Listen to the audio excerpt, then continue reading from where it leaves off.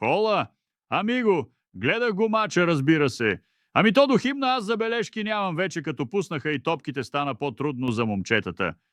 Търчахме по терена, ама като испанците обръщаха фланга, почти стигнахме топката. Абе малко ни оставаше. Абе нещо терена крив ми се струва. Все в испанците се буташе тая топка, май не е окосен добре.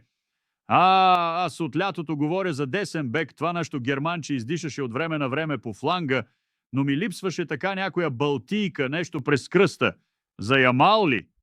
Надеждата ми беше в Ицо да го респектира с някоя левачка преди мача, но уви бродираше като гламав на тъча.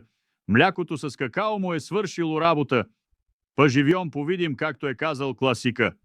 Да се готвят грузинците, че нашите потренираха добре днес, вярвам, че там ще гледаме топката още по-отблизо. За тактиката ли питаш? За съжаление не виждам достойни секачи в този отбор, ние дори дърводелци нямаме, които да вземат страха на противника. На времето ицата с левичката, Данчо с прическата и Емо с топалката само като излизаха и у нея окапваха. Освен ако не бяха Вини, Джоунс и Десаи. Много се разприказвах, че след малко пускам на повторение Грузия и Турция да видим врага как играе. Че се каня да го пускам на 2 гола и половина за неделя. Айде затварям, че ме точат на почивки.